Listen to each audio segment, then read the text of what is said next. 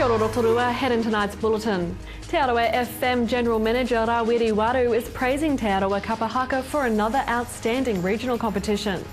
Some of the city's top chefs are coming together to help raise funds for Rotorua Canteen and Cure Kids. And the new 3-day Targa North Island Tarmac Motor Rally is in town this weekend. Te Aroa FM General Manager Rawiri Waru is praising Te Aroa Kapahaka for another outstanding regional competition. 21 teams took part in the competition at the weekend, with the top 6 groups going through to next year's national competition, Te Matatini, being held in Christchurch. Well, just judging by the weekend, it's in good hands. I think it's the most groups we've ever had come up, and I must take my hat off to ngā rōpū Pakek. Me kore ake rātau i ora pai ai tēnei kaupapa, so without them getting up and supporting, which is really what Kapahaka is all about, te whakakotahi te iwi, and just getting up and being proud of your culture. So it's awesome, and when you go to the actual secondary schools, Kapahaka, you see, man, we've got a huge future in Kapahaka. We've got a huge past already, but the future's looking really good too. The Rotorua Careers Expo opened today at the Energy Events Centre. The expo is for anyone seeking information or assistance relating to tertiary education, training and employment. And there's participants from the universities, from the trades, and it's really about people and students, because they also have an adults night, you know, where you can come in after hours, and it's about people looking for careers and their opportunities and what's the trends. I know last year I stood on the stand talking about what I do, but everyone wants to be an engineer, so I've decided I'm now an event engineer. How's that? Nice. That's very clever. That's very clever. Yeah. Entry is free, with doors opening tomorrow at 9 a.m. Some of the city's top chefs are coming together to help raise funds for Rotorua Canteen and Cure Kids. On offer is the Diga Station charity Longest Lunch, a 14-course gastronomic experience. Distinction Hotel Executive Chef Jacques Ross says the different courses are being created by our top culinary masters. It's a series of courses, and they are small portions, and we are doing a 14 course, including coffee though, so it's quite a lot. So the lunch starts at 12 o'clock and runs straight through to about 5 or 6, depending on how long things take. Wow, so it's kind of a lunch that is in half the day. It's going to take half the day to eat it, and we've got a number of things happening. We've got some entertainment. Obviously we've got the chefs coming from all the hotels around town doing all the different courses for us. We've had total buy-in from everybody. Everyone that we've asked has been excellent, actually, as far as coming up with ideas, everything. The longest lunch is on the 13th of July. For more information, contact Distinction Hotel. In sport tonight, 2-time Targa Rotorua event winner Lee Hopper and co-driver Simon Kirkpatrick had a diverse 100-strong lineup of competitors and cars for the new 3-day Targa North Island Tarmac Motor Rally this weekend. Race director Peter Martin says in between the 74 competition and 26 associated Targa Tour cars, will cover 457 kilometres of closed special stages. This particular event is 500 kilometres of special stage and 800 kilometres of touring, so very compact. Just to give you an indication, other events of similar stature of this around the world do that over 8 days. We're doing it in 3. So, and that's because the rural community's right behind us. The roads are fantastic, hospitality's awesome, people love coming here, and it's a good place to sort of let your hair down and really enjoy the locals. To your weather update now. Tonight, showers, some heavy, southwest develops and an overnight low of 5. Tomorrow, Thursday, mainly fine with fresh winds tending southerly, a high of 14 and a low of 6. And the outlook for Friday, fine with southerly winds, a high of 15 and a low of 1.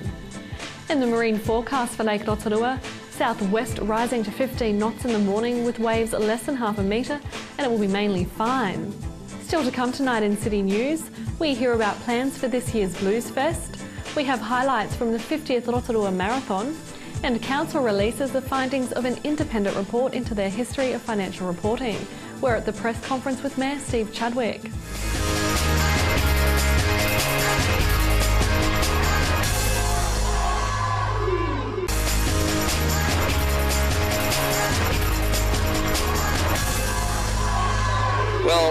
not too far away from now is Queen's birthday weekend on the 28th of May, I think we're talking, and the beginning of June.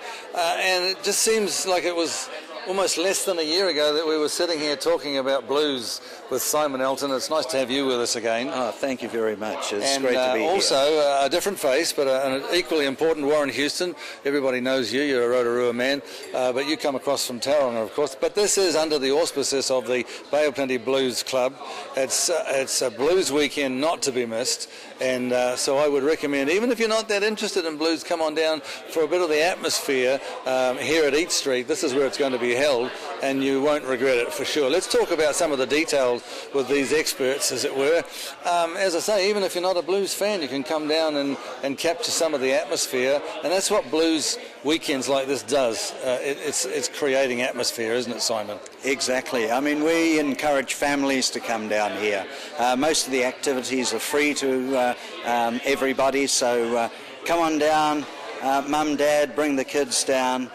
You'll have a wonderful time. What sort of awareness is there? Obviously, you two guys can give us some of that in terms of the popularity, increased or otherwise, of blues these days. Blues goes back historically years and years and years, all the way back to the New Orleans days and in southern states of America and so on. But it's alive and well, isn't it? Absolutely.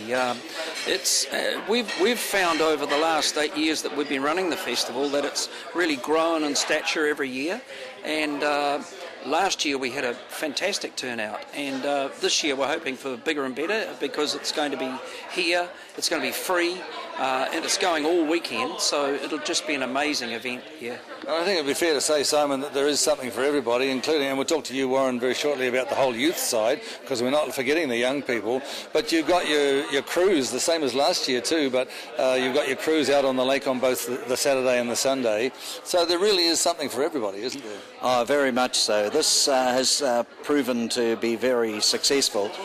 We started off trying one cruise on the lake, Lakeland Queen, wonderful boat to be on board. Yeah. And it's now grown to two. So we've got two totally different shows, two artists per show there on the cruise. You can go out there, sit down, enjoy the ambience. Very relaxed. Very relaxed on the cruise. And the music is always wonderful. It's always wonderful. Let me also throw a couple of names in there for the people at home. Sean Kirk and Cadillac Walk. Now, these are Trans-Tasman guests, but they're going to make a difference to this weekend. Oh, for sure. Cadillac Walk have been through before. They were out here last year. Wonderful three-piece band from Melbourne in Australia. Kiwi up front there, Andy. Wonderful player. He's also helping in the youth seminar and the workshop, which Warren will touch on shortly. And Sean Kirk. Now, Sean came through here early this year and played at the club. Not a large audience, but very, very enthusiastic audience. And by the time Sean had finished his show, he had the whole audience in his hand. But Warren, you were there at the show. I was. It was an amazing show, and that very show we said we've got to get this guy back for our. He is a one-man act, isn't he? Absolutely. He's the most outstanding thing. You can look him up on Facebook and on the net. You know, he's a brilliant musician. And he does loops and that sort of thing, and it's really different blues, but he's a great blues player, and we're really excited about having him back. Yeah, that's good, a bit of Australian colour, as it were. Now, we touched before, Simon and yourselves, about the youth aspect, because as well as the popularity of it as a genre, if you like, you're very keen that more and more young people can come through and appreciate it and learn it and go on with it, so you haven't left them out. Absolutely. It's part of our constitution that we promote blues amongst the youth, and so we've done all sorts of things to try and bring youth in, but this year, over the past 12 months, Simon and Mike Garner, our president, have put together a youth band and they've been training them, and it's really progressed to the point now where they've done 2 public gigs. What sort of age group are we talking about? All in their early teens, sort of 14 to 17, I think. Still at college, basically. Yeah, they're definitely kids, and they're fantastic. And so we're going to feature them in the actual program as well. But over the past 4 or 5 years, we've actually had a youth seminar at the festival, and we've had our top artists teach them. So they've been taught by the masters, and that's really something else. Learning from the best. This year, yeah. Now, in terms of people creating a bit more, we're creating interest as we are now, as we speak, but if people want to know more about who the acts are and things like that, the timings and things like that, where do they go? Is there a website they can go to? Botblues.com. www.botblues.com. That's the best place to check. When you go in there, you'll see festival, click on there, all the information, you'll find it. Well, I'm picking up from 2 guys already that it's very exciting. There's a bit of a momentum building. So we have a new venue. Absolutely. Each Street is a brand new venue. It's looking very nice. You can hear a bit of the activity in the background. So it's going to be triple that on that particular weekend. Queen's Birthday weekend. Don't miss it. It's the annual Blues Festival put on by the good people of the Bay of Plenty Blues Club. And as I said at the beginning, if you're not that interested, by the end of the weekend, you will be. So thanks, guys, and all the very best. Thank you.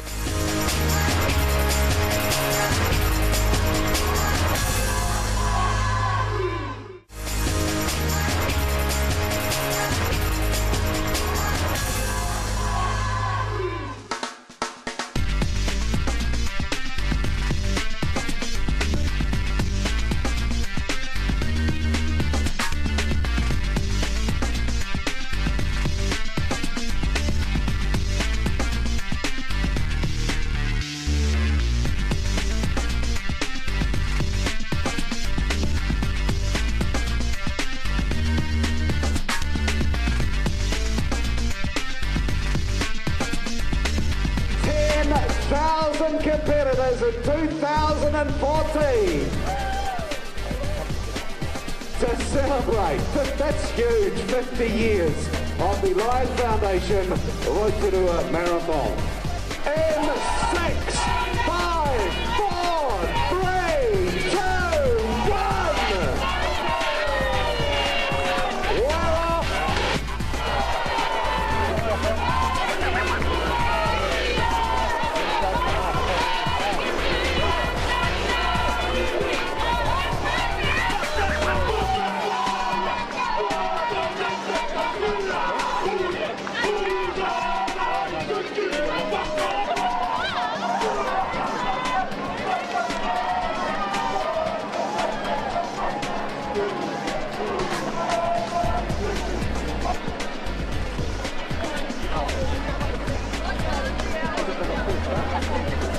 So there you go, they are underway. The Rotorua Energy Charitable Trust half marathon.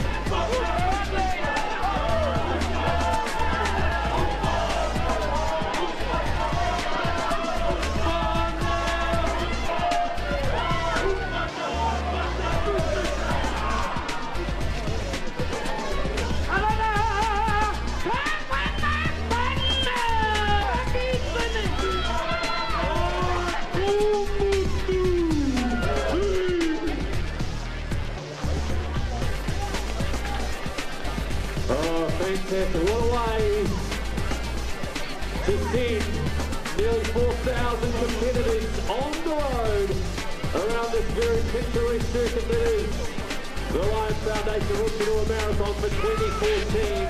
So now 9 minutes away from the start for our marathon walkers. 9 minutes for our marathon walkers.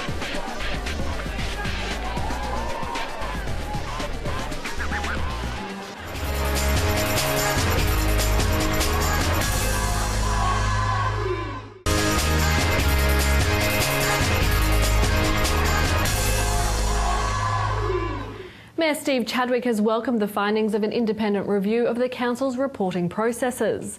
The review was undertaken by PricewaterhouseCoopers and released to the council last week. The review focused on financial reporting during the previous long-term and annual plan processes after a debt blowout was discovered late last year. Mrs Chadwick spoke about the review findings at a press conference at council. I just want to open by saying we've achieved a very significant milestone today with the release of this review report of PricewaterhouseCoopers, and for us going forward as a council, this affirms some concerns we had about financial reporting mechanisms and processes in the past, but we all felt as councillors this morning in our workshop that we need to use what we've learned from this report, which is clarified better than anything else we've seen, probably the last 3 years, but particularly from 2013 forward, where the waters got slightly unclear, and some wonderful recommendations in this report, 16 recommendations that will be referred to Councillor Wepper's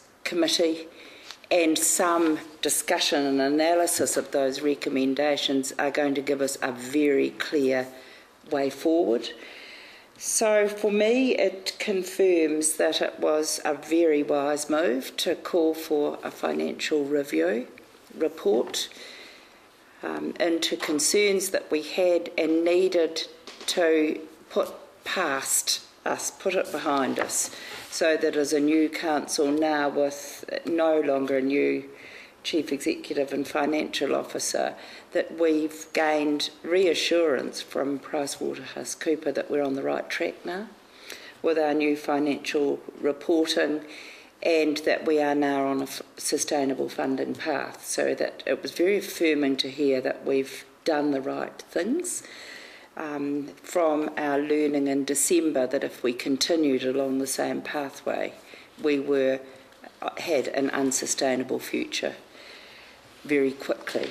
So I found it's a wonderful report, very clear. It's probably one of the clearest financial reports I've ever read, which is very helpful for all of us to get onto a sound financial literacy understanding, all of us as a new council, and then move forward. So we had a robust and open workshop this morning, and all councillors were present. We will be putting this on the website as soon as we receive the finalised report after discussion this morning, and that's for the public to see as we intend to go forward openly. And it may be better for you to ask questions. Perhaps Janet and Medipeka and Dave, you may want to say something. Just let the questions come. Yeah. Obviously the questions weren't asked at that time. Was there some confusion amongst the councillors as to what they were being presented? Councillors did question the Chief Executive at the time. That definitely happened. I would say it was a very difficult period of time, and some of you would be aware of that. We were going through, of course, where the CEO was departing, and quite a lot of things were happening through that process. And so we were probably somewhat disjointed at the time. So councillors would often ask individual questions, but they weren't necessarily backed up by the other councillors. So they just didn't pursue it, I guess you could say. And some of us would have asked questions at times, but very much aware of the sensitive nature at the time. We knew what was going on and probably didn't pursue it as much as what we perhaps could have at the time. It was quite a damning report against the previous Chief Executive. From what I can draw from the comments, urged councillors to consider upping the rates to reduce some of the losses. But each time and twice, I can recall, he was sent back to the drawing board. And when he asked for that increase, the councillor's response was that we didn't have anything to back it up. Why then did you ask him to have some backup figures to support his comments of the need to raise rates? I think that's a very relevant point. I think that when the recommendations did come from the Chief Executive, I don't believe that we did ask for some further information that would have made things clearer as to why the need. So I think the point is well put. The other thing also is that there was a measure of comfort with councillors because we had an audit report, we had a current auditor's report that did not indicate that there was anything absolutely awry. So that gave us some measure of comfort. But really at the end of the day, there were things that we could have been onto a little bit earlier than we were and asking for more information. You say not absolutely right, but something was all right, do you think? Well, certainly within this report has highlighted that yes, there were some of the financial analysis wasn't done to the degree it should have been done. We concentrated on the current year without realising that you still need to have a view to the out years that are coming up and try to identify some trends. So there were some things in that report that really made us think about we have to just be a little bit more on our game. RDC Chief Executive Jeff Williams said that there will also be savings made within council as well as in the capital works budget. So over the last few months, what we've been doing is really re-looking at an affordable capital works program. Now, unfortunately, that means that we're probably going to do something like 30% less than what had been originally planned, which is quite a significant reduction. And Mayor Chadwick isn't ruling out rate increases to help council's financial situation. They're only part of a solution. It's cutting our expenditure within the organisation, so it's a bit of a three-legged stool. It's cutting our capital program, which we've done, so stripping out some expenditure within council. It's also the reorganisation and realignment of council, but rates rises, unfortunately, are the third leg of the stool. A copy of the Financial Accounting Review will be made available on the council's website. If you have any news that you'd like to share with us, give the station a call on 07 34 88 984 or you can email news@tv.rotorua.co.nz. Thanks for watching tonight. From all the team here at City News, Paul Maria.